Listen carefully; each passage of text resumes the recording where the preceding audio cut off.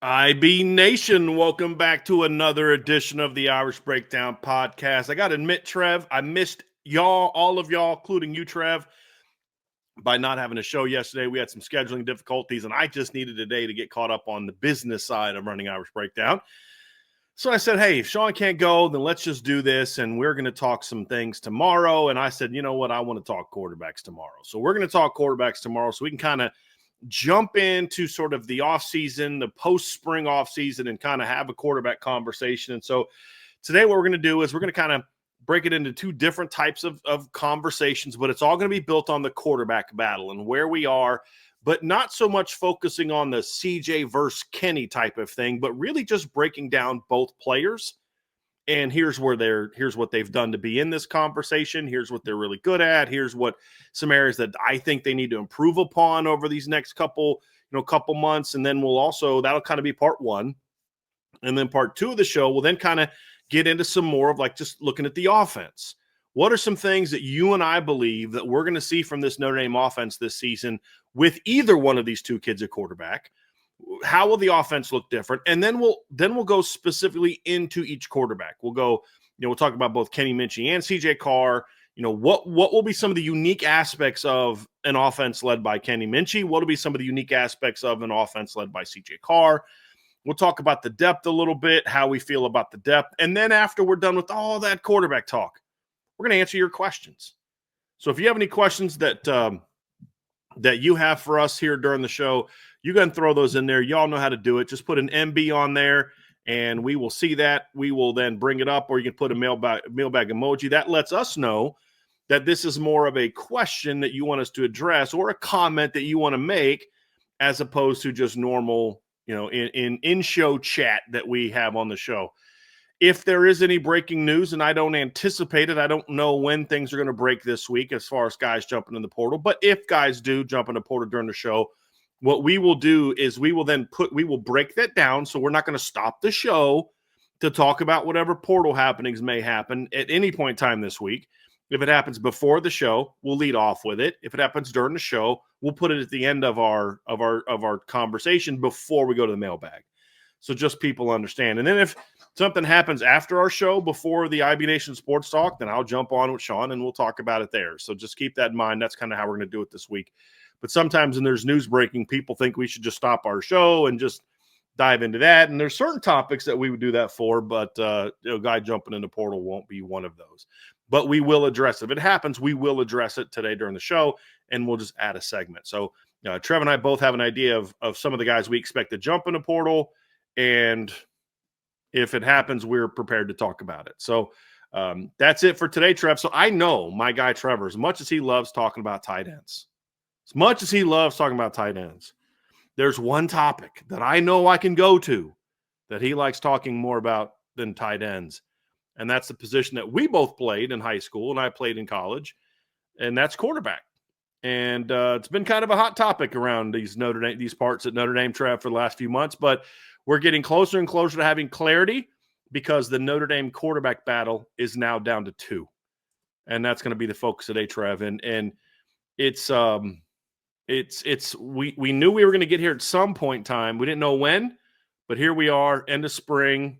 We head into the summer, and we know that the quarterback in 2025 for Notre Dame will either be CJ Carr or Kenny Minchey.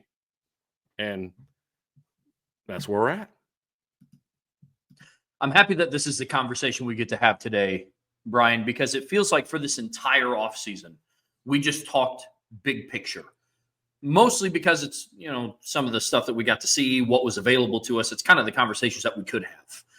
But now we get to sit down and dive into, okay, what does each quarterback bring to the table? Not necessarily if Notre Dame lands and Notre Dame goes with kind of the generational talent at quarterback, what does this mean for the program as a whole? I'm happy that we get to sit down and have a discussion today about, okay, what does each one bring to the table? What does each offense look like?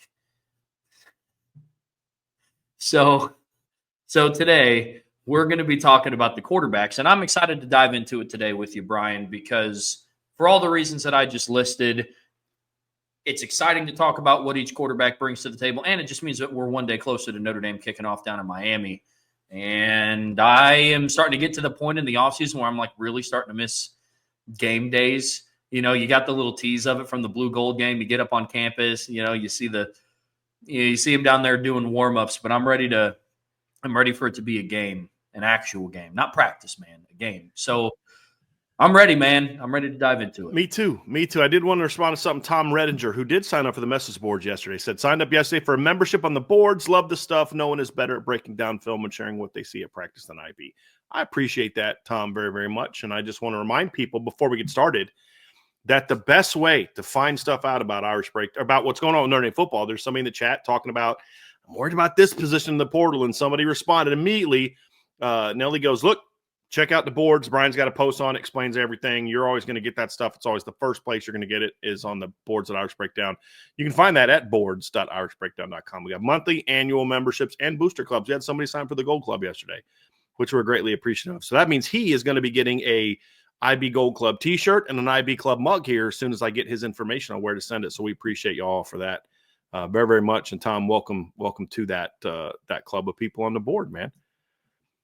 But Trev, when you talk about the quarterbacks, like this was an important period for Notre Dame. And I want to talk a little bit big picture about getting down to two and why the two that they were picked are important. But we were curious how Notre Dame was going to handle this battle as far as like getting some guys just not being in it. And the concern was you have three kids that have some level of ability and talent, and you have three very competitive kids. You have three young players that are gonna battle, or good players that you can see yourself in some degree leading the team. But you also knew that it would be a really bad idea for Notre Dame to go into the fall with three quarterbacks still in the race. If you were at a place where it was all three on the same level, it'd be like, how do you tell one of them no? You almost have to go into the sprint to the fall with three of them. What we said before fall camp is you hope at least one of them, or at least two of them, and ideally one of them sort of separates. And so what we saw this spring was, with Steve Angeli, Steve was Steve. I mean, that's kind of what he was in every practice we went to. He did what he did and what makes people love him and all those type of things. But the reason that we're here now is because the two younger players who are, and I mean, it's not really arguable, the two more talented players rose to the occasion this spring and simply put, made it to the point where the Notre Dame coaching staff had no option other than to say, hey, listen, we love you. We'd love to have you back, but you're not going to be starting quarterback next year. And so now that's why we're down to two. It wasn't a situation where, the veteran outplayed the younger guys, but the coaches are banking on the talent. And so they're going to take that gamble. The fact is the younger talent outplayed the veteran. It outplayed the experience. The talent and production in practice outweighed the experience factor and the high character factor and all that type of stuff. And so that's why we are where we are. So we are going to be able to go into fall camp, Trev, with just two guys. And I think that's incredibly important to go into the summer once they get back in June. So they'll finish up their classes over the next couple of weeks, and then they'll go home for just a little bit, and then they'll come back for summer class, and then they work out all summer, and then they'll go home again for a week or two, right? Before fall camp starts. But to go into the summer even with only two guys here, meaning more reps for them this summer and then of course you're going to have your full allotment of players come June, because Malachi Fields will be here. Will Pauling's going to be healthy. Ty Washington will be here. James Flanagan will be here. And then you go into fall camp with just two guys battling it out. And I think that was a vitally important, not just for the coaches to make an arbitrary decision to get there, but to get there because that issue was forced upon them by the performance of the two younger players adds even more importance to the decision that was made and value and to where you are. As you feel a lot better about, at least I do. I feel a lot better about the quarterback room now, knowing that how it transpired this spring and what's in front of us, than I did before because we didn't know if anybody was going to rise to the occasion. And what we saw was all three rose to the occasion, in my opinion. All three, including the kid that left. They all three rose to the occasion.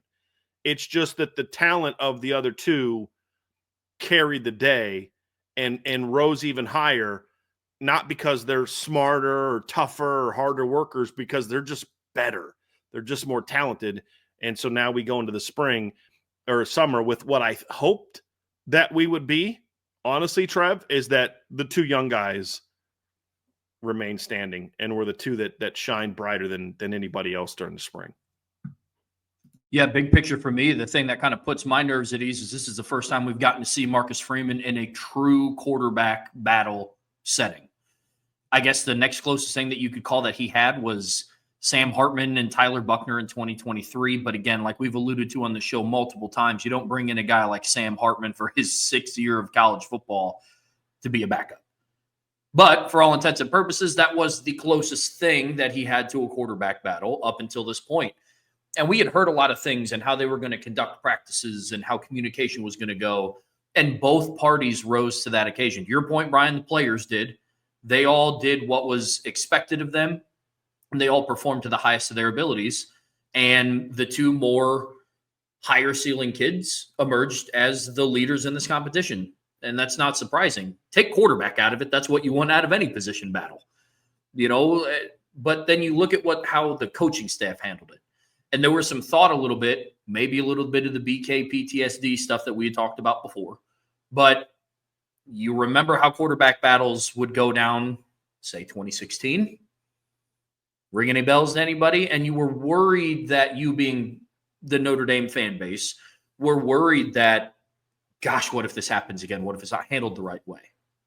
What if the locker room starts to become divided? What if one or two of the guys in there starts getting their own feelings? But Marcus Freeman has built a strong enough culture that it's, hey, look, yes, you are competing against person A, person B, but you need to be competing with yourself to get better every single day.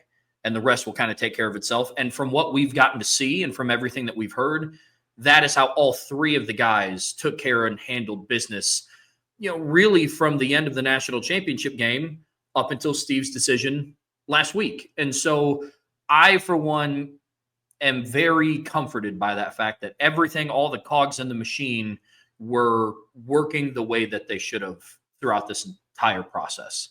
That to me gives me a level of ease.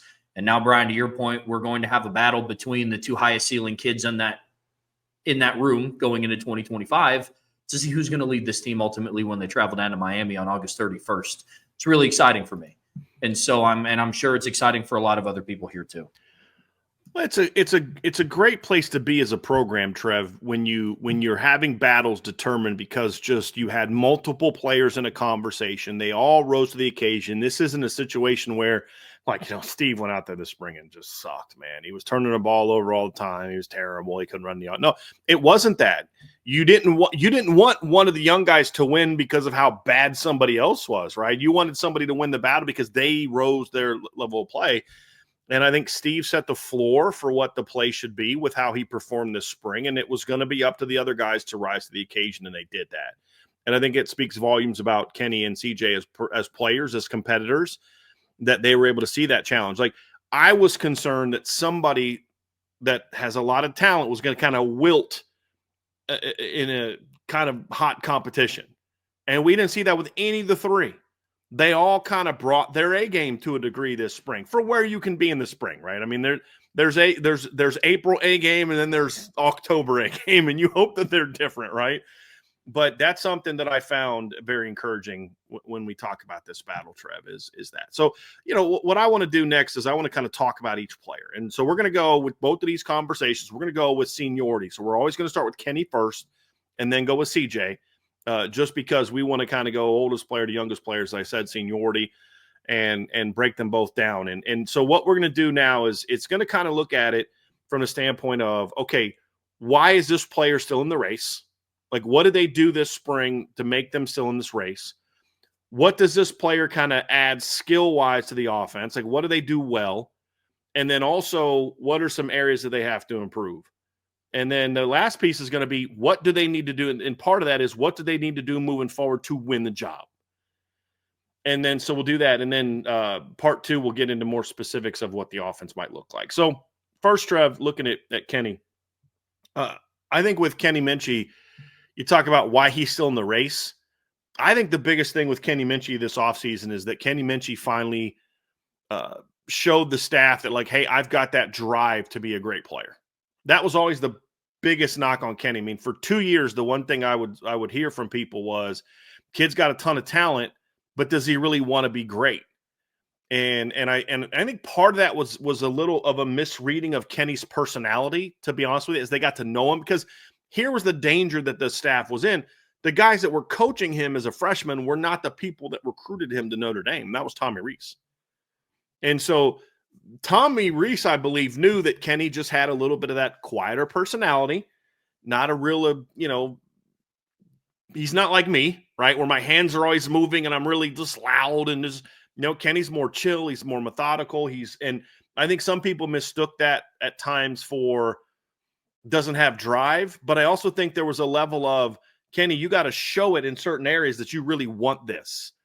And when you look at where Kenny Minchey was last spring, if you just look at him physically, and then you look at Kenny Minchey this spring, just physically, this is a kid for the last 12 months put a lot of work in to get to this point. And so I think that was the biggest thing for him, Trev, because the talent was never a question with Kenny. The question was, do you want to be great? And there's no way Kenny Minchey can be standing here on April 22nd as one of the two guys this staff believes can lead this football team, which they expect to compete for a championship, if he doesn't raise that bar and say, okay, you want me to show you this, then I'm going to go show you this. And I think that was a big piece of the puzzle for Kenny, that whether fair or not, those were some of the questions that maybe people had his first couple years, pre-Mike Denbrock, and then to a degree last year. And I think Kenny answered those questions with, obviously flying colors, because he's still here.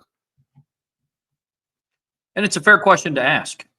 When you're evaluating the room, it's not just the intangibles that you bring onto the field.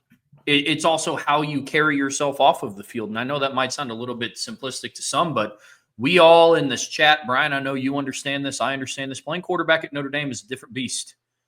It is. And Riley Leonard, somebody who started multiple years and, brought Duke back from the dead and was getting, round one draft projections going into the 2024 season. He comes to Notre Dame, he's like, ooh, this is a different animal. You hear about it.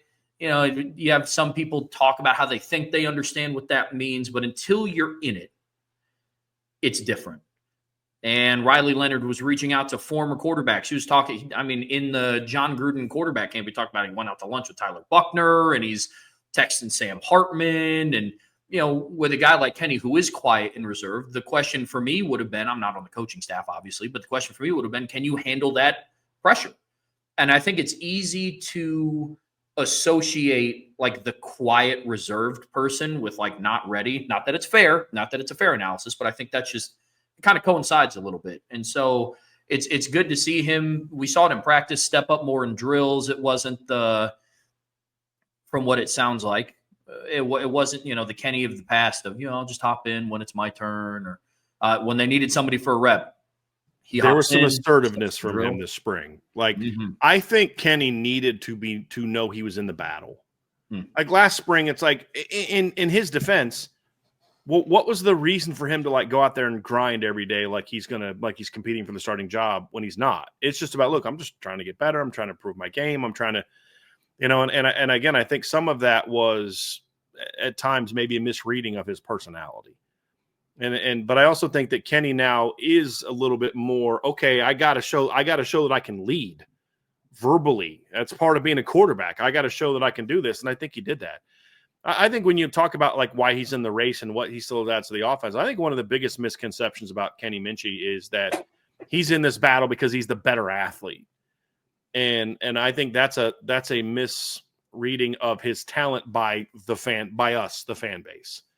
And I didn't rank Kenny Minchey as a top 100 recruit because he was an athlete. Because the reality is in high school, he didn't really show that. He was not a guy that ran around a whole lot. I mean, I think his his junior year, the one like real healthy year he had in high school of his last 2 years, he ran for like less than 300 yards. He only ran for like 20 something as a senior. That was something that I think emerged once he got to Notre Dame. Kenny Minchey got recruited to Notre Dame because he could sling the football, and he was a guy known as a guy that had a really high football IQ. And that's the reason Kenny's in this battle. If this was just about Kenny's like if Kenny was just like the next Riley Leonard without the experience, this isn't a quarterback battle. It's over. It's best of luck to you wherever you're going to go, Kenny, but this is CJ's job. Or we'd love to keep you as the backup, but this is CJ's job.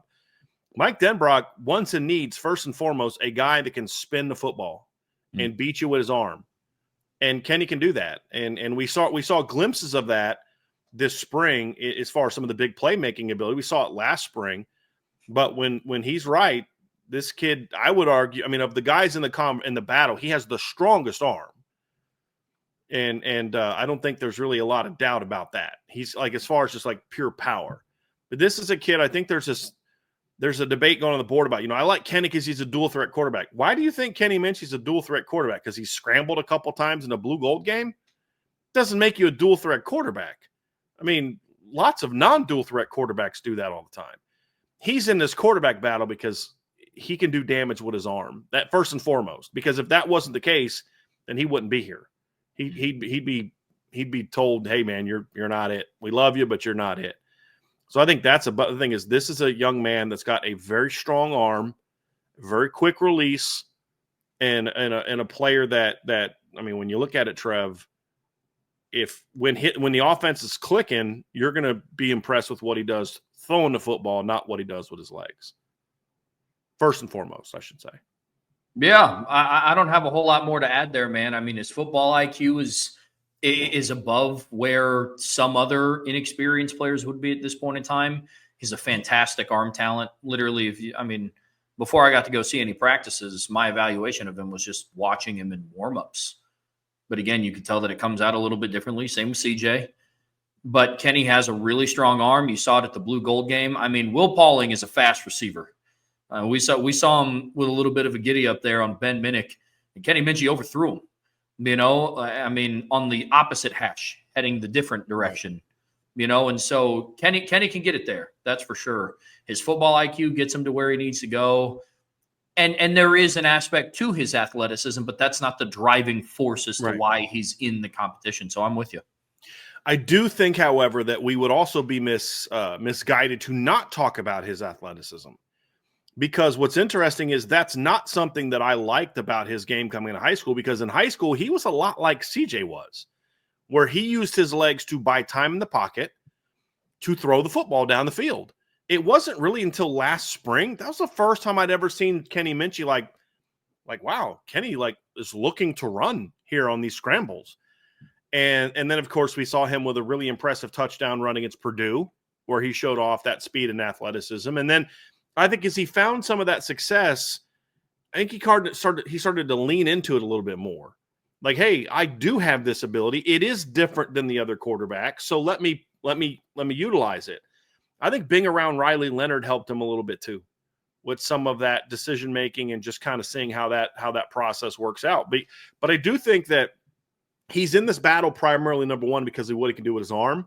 But I think the battle's as close as it is because he does add that element as a runner that I don't even say that CJ doesn't have. It's just more, but he adds that element as a runner.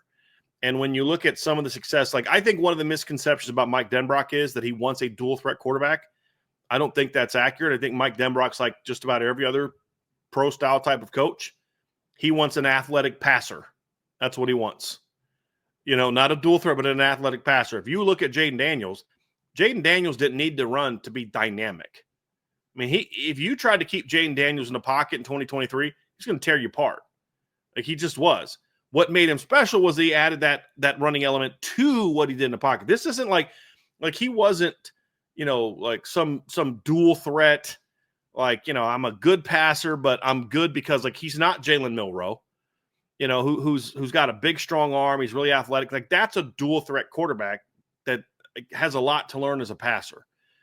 What Jaden Daniels was, and what I believe Kenny Minchey can be in college, is a guy that can be a major weapon sitting in the pocket, going through his progressions, getting the ball out accurately, making good reads, making some big-time throws with his arm, can also do some things athletically to avoid pressure, get outside, get the ball out on the perimeter on the run. We saw him in the Jersey scrimmage make a really impressive comeback throw to Elijah Burris. It was just like it was like right in front of us too. It was like, whew, I mean, you could hear the ball getting to Elijah, and you're just like that he brings that to the table. And then as he got to Notre Dame, the ability to be a legitimate runner also was added to his game, which makes him an even better prospect than what I thought he was going to be coming out of high school, because that wasn't really a part of his game coming out of high school.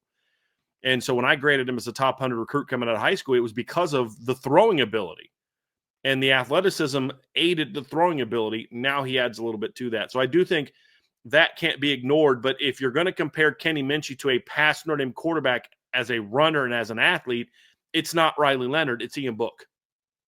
And it's not Malik Zaire, it's Ian Book. It's not Deshaun Kaiser, again, it's Ian Book. In that you could do some things with Ian as a designed runner, and I think Kenny could be more effective as a designed runner than Ian. But if Kenny Minchey's the starting quarterback, the vast majority of his yardage is going to come on scrambles, not they're running quarterback power all day. You'll see some of that at times. You'd be silly not to. You'll see some read zone at times, but it's going to be about, did you see him make that guy miss, run around, scramble, and take off running? It won't be because he looks like Brandon Wimbush. It'll be because of the scramble piece. Now, we saw that from Riley last year as well. Riley was very good at that. And I think seeing that was good for Kenny to be like, hey, look, sometimes like you see that, it's okay to just take off and run. I don't have to always be looking to throw the football. Like, look at that hole right there. I think that was good for him. But that element, though, is certainly going to be part of his game, and is going to be something that he's going to be able to use as an asset when it comes to adding something to the offense and being in this battle. Agreed. You need elements of both. It's not like back in the day when it's, you're either Michael Vick or Drew Brees, and then you could siphon into, okay, well, like an athletic quarterback is basically a dual threat quarterback. If you're a pocket passer, like you are strictly a pocket passer. It's different. There's hybrid roles now, and you begin to see that. And I think that's where Kenny fits in. Yeah, I think another thing that he brings to the competition in comparison to who he's competing with, he's a little bit thicker of a kid too than what CJ is. Not by much. I don't want to make Kenny Minchey have to sound like a tank, but CJ Carr is still finishing up his freshman year of college. He's getting ready to be a redshirt freshman, and he's a little bit more wiry than what Kenny is, and so we've seen Mike Denbrock have the ability to call like design quarterback runs, and I think that is something that Kenny brings to the table. I don't know how many design runs they're going to use with CJ Carr, not because of his inability as a runner. It's just stylistically, it's a little different. They're built a little differently, and so that's another thing that I think could be interesting with this competition as well, Brian. When you talk about the areas where the quarterbacks need to improve, and when I look at Kenny Minchey, the first thing that comes to mind, and there's really three areas that I want to see him improve. The first one is in the practices we've seen, he's been a notoriously slow starter. That was true in last year's Blue Gold game, and that was true in this year's Blue Gold game.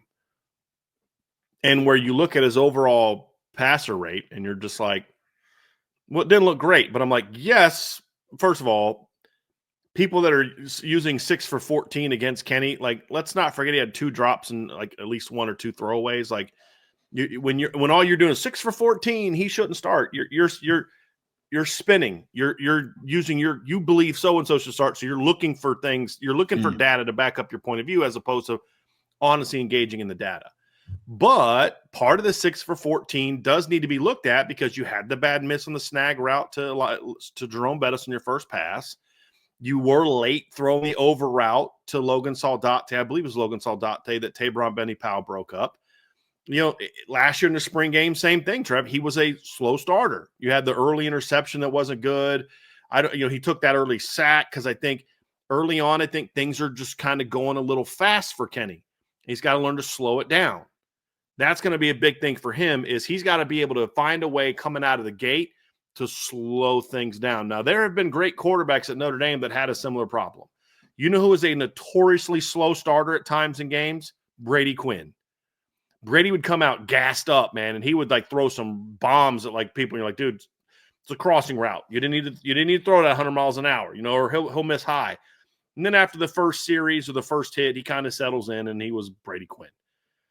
And so he's not the only guy that has ever been that way. But when you're in this kind of battle, that could be one of those things that can separate, who you're going to get. So I think that's one thing for Kenny is he's going to have to find a way to mentally go into these high pressure situations, like a team period, like a scrimmage, more so like a scrimmage, a game, and just find a way to kind of find a way to take a deep breath and relax. And that's also something that Mike Denbrock can do if Kenny Minchey's the starter, is like, hey, let's find some early ways to maybe get him an easy shot, do something there's things you can do. Like with Riley Leonard, it was like early in the game, you're going to find a way to have him get hit. That's just, Riley was just that kind of guy. Like he needed to get hit. He couldn't get into a rhythm of the game if he got hit. So you'd call like an early run game or something where he's going to get hit. And for Riley, that worked. I don't know what it is for Kenny, but he's going to have to improve on it. And they're going to have to find a way as coaches to kind of say, how can we get Kenny going early in games to get him comfortable? Because once he gets going, as we saw in both the last blue gold games, Trev, once Kenny gets going, it's fun to watch. But that's one of those things where when you talk about areas of improvement and all these quarterbacks have it, that's the first one for me when it comes to Kenny Minchey. And I think the second one, Trevor, is consistency. And I want you to kind of go into that one, just consistency from rep to rep, but day to day as well. That's for me, when I look at the improvements that Kenny Minchey has to make, I view the slow start and the consistency factor as kind of like the 1A, 1B. I'm okay-ish to a degree with a slower start if a player can be consistent from day to day, from drive to drive, from quarter to quarter. But those two things compounded together give me a little bit of shades of like early Riley Leonard, because a lot of the stuff that we're talking about with Kenny Minchey was a lot of what we talked about with Riley Leonard. Yo, man, when he's on as a passer and he's out running around, who can stop this offense? And I think we're going to have a lot of similar conversations about Kenny Minchey. But if it takes him a while to get going and he's inconsistent at the start, I mean, the final score doesn't look like it, but I mean, it was a slow start offensively against Stanford, even though the final score was 49-7. But then you look at games like the Army game, Yankee Stadium. Riley Leonard came out firing, dude. He was dealing. That game was never in doubt. The Stanford game was also never in doubt either. But it just looks a little different. But they didn't necessarily start great that way. He did okay, but the team did. But to your point, when he started hot, though, Trev, it was a wrap. You had no chance. No chance. And now I do believe that based on Kenny's skill set and his ability as a passer, I think he can dig himself out of that a little bit quicker than what Riley Leonard could. I do, just from some of the things that we've seen in practice. But from the things that we've heard day to day with Kenny, the level of consistency has to get better, because the guy that you're going up against that you have to beat out is the definition of consistency. And so that's what he is up against. And for Kenny, the spring, it is okay. To your point, Brian, about, you don't have to play your A game in April. Like you played your April A game. It's not necessarily your September, October A game. I'm okay as of April 22nd saying, look, when Kenny's really, really on, dude, he's dealing. He's slinging it all over the field. People can't bring him down in the backfield. He's picking up first downs with his legs and his arm. But when he's off, he's putting the ball in harm's way. He's late on reads. He's overthrowing open guys. As long as that conversation doesn't persist into fall camp, then I'm going to start feeling a lot better about his maturation process as a quarterback. Whereas if we're having the same conversations in August, it's going to be more of, okay, well, this is what to expect when the backup comes in, and it's going to take him a little bit longer to get started up. Because if CJ plays at that level of consistency, Kenny is still a little bit of this going into the heart of fall. It's kind of where it is. But if Kenny can work on his consistency, and not even like if his ceiling is here, Kenny doesn't have to come out and start here. Ideally, correct. That'd be nice.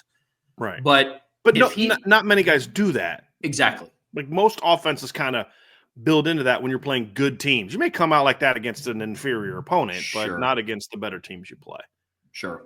And as long as Kenny can find somewhere to where, which is why I said the consistency and the slow start for me is a little bit red flaggy, because it's like, if it's a little bit of both, if he's more of a consistent player but a slower starter, then maybe he just doesn't come out and on the first drive of the game go 7 for 7 for 64 yards and a touchdown. Maybe it's a little bit slower. You have a strong run game to lean on. But if it's one of those days where he's a little inconsistent and the first couple drives of the game he is putting the ball in harm's way, he is misreading things, that's where it gets a little You said that twice, Trev, and that's the third thing for me with Kenny is you said put the ball in harm's way. Look, turnovers happen. Interceptions happen. What people need to understand is the difference with Kenny that we've seen in practices and then in last year's blue gold game is he will make the bad interceptions, meaning where you're like, dude, I can live with a guy trying to fit a ball into a tight spot. What I can't live with a guy throwing off his back foot and just launching it downfield where there's not a receiver in sight and it gets picked off, which is what happened in last year's blue gold game. I can't have a guy locking in. You're on a nice drive. You're getting close to the red zone. You're in the enemy territory. You're driving out for a score, and you just lock in on a guy, and you just throw the ball, and you just give away that you're going there, and the guy steps in front of it and picks it off. Like, those are the things we've seen from Kenny that you got to avoid those bad mistakes. And if you can limit those bad mistakes, and every quarterback makes them, then that's something that's going to help him ultimately at the end of the day. And when you talk about, what Kenny needs to do to win the job, which is sort of the final piece of this conversation, it is not only improve on those things, but limit the turnovers, limit the bad turnovers, limit the bad mistakes, limit the bad sacks. Like, you can't take a sack on fourth down. You've got to have better pocket awareness than that. Like, you've locked in on a receiver, and you're so locked in on that receiver, you don't see Preston Zinner coming around unblocked and make that sack. Like, that's where your athleticism needs to carry the day. But when you're just kind of locked in on that read and you don't see that's how a potential scoring drive gets negated. Those are the things that Kenny's going to have to improve upon, Trev. But the last thing is, obviously, when you talk about what's he need to do to win the job, be more consistent, avoid the bad turnovers. But what does that do? What do those things do, Trev? When you are more consistent, when you do limit the bad turnovers, that means now your playmaking is shining. And the thing about Kenny is he will never be as consistent as CJ Carr. They're just not the same player. But when you can close that consistency gap, that's when your playmaking ability carries more weight. Because when you are in a conversation like this, where it is a battle between two really talented players, and you're looking for separators, yeah, that guy's going to make more plays, but I got to live with the bad plays. Well, but what if I don't have to? What if I have a guy over here that maybe doesn't make as many of the big plays with his legs, but he doesn't make as many of the bad turnovers or misreads or whatever? Then I'm going to go with that guy over there. For Kenny to win the starting job this summer and in fall camp, it's limit the bad turnovers, be more consistent with your approach and your results, and then allow your playmaking to shine. Because what you can't do is be more consistent and not turn the ball over because you're now unwilling to take some of those shots or some of those chances. That's not what's going to win you the job. It's stay this way, be aggressive, look to make plays, but limit the bad turnovers. Like, here's what I don't mind. It's 3rd and 5. Kenny's scrambling around. It's midfield. He's trying to make a play. He takes a shot downfield. Ball gets tipped and picked off. I can live with that. Like, I don't ever want turnovers, but I can live with that. What I don't want is, like I said, last year, blue gold game. You're driving a little bit. You get pressured. You throw off your back foot. And you just launch it down the middle of the field. And the only guy near the ball was Luke Talich. Like, that's what I can't have. And as he can eliminate those things while maintaining that aggressiveness and that playmaking ability, then that's how he's going to have a shot to win this job. Because that will then lead to him doing what you ultimately need to do is who's going to win the job? The guy that can most consistently move the offense down the field into the end zone. That's ultimately, like, all the different things, that's who wins the job. The guy that can more consistently and more effectively and efficiently lead the offense down the field on scores. And the biggest stat in the blue gold game was not passing yards or rushing yards or this person's completion percentage. It's who had the higher percentage of drives that resulted in points. It was CJ Carr. That was it. Who had the second highest? It's Kenny Minchey. I mean, that's how these things ultimately get evaluated, all the things that lead into that. And so for Kenny, that's why that consistency piece is so big, because if you can be consistent, not as consistent as CJ, just for you, that best version of yourself, and then the talent, the playmaking is there, Trev, that's how Kenny Minchey wins this battle. For me, mine big picture, last thing that I'll add with Kenny Minchey is mentality-wise, attitude-wise, be who you were in the spring. Marcus Freeman openly told us in a press conference that his goal, the offense's goal, their team's goal, was to whittle it down to a 2-quarterback battle going into the fall, because there's just not there's not enough reps going around. I can almost, I don't want to guarantee anything, but I would be beyond shocked if that message was also not reiterated to the quarterbacks. Because throughout this entire competition, they've communicated very well, hey, here's the reps you're taking in practice. You're going to start out with this team. You're going to start out with this team. Here's how the format's going to look like. I would be amazed if that same conversation that Marcus Freeman had with us at a press conference wasn't the same that he told his quarterback room. I'm going to be interested to see how Kenny battles it now, not having to be, okay, I just got to be one of the top 2 guys, to, okay, now you have to go be the guy against somebody else who has been preparing since he stepped foot on campus to be the guy. Not saying that Kenny hasn't, but that's just everything that we've heard about CJ. He prepared every single game like, yo, if I got to go in, I'm going to be ready. And so that's – go ahead. No, you're good. We're talking about Kenny. I was going to jump in some about CJ. Keep going. Yeah, and so when you sit down and you look at what Kenny has to do big picture from a mentality standpoint, is that you have to carry it with that mentality that you are the best guy in the room. Because it's different going from, okay, I got to be one of the best in the room in the spring to like, okay, now I have to show that I am the guy. And I hope to see that from Kenny this season, because not only is it going to continue to make himself better, it's going to make CJ better too, man. I think that's a part about this whole thing I love, is that for Kenny to be in the battle, he's got to play at a level that then pushes CJ. And then for CJ to be in the battle, he's got to play in a way that pushes Kenny. And at the end of the day, whoever wins the job is going to be closer to their peak value or peak potential at this stage, right? 2025 potential is going to be different than 26 and 27 potential usually. Yeah. Because of that push against each other. Mm-hmm. You know, you get that anything you can do, I can do better type of mentality, right? It's like, you know, as I've used this analogy before, but part of the reason for Larry Bird's greatness and Magic Johnson's greatness was the presence of the other. They would have both been Hall of Famers without the other, but they achieved all-time just elite ever to do it status partially because of that battle against each other. You always had something to kind of say, I need to be this. If I want to be this, like Kobe Bryant was always chasing Michael Jordan. Like he wanted to be better than Michael Jordan. Now, I'm not saying he was, but he was always chasing that. And it wasn't, I want to be this. It was like, and I think that kind of competition brings out your best qualities. And that's also something I'm excited about, is because both of these players did perform as well as they did this spring. It tells me they've got a little bit of that dog in them. They're like, okay, CJ's bringing it today. I better bring it today. Or Kenny's bringing it today. I better bring it today. And I love that.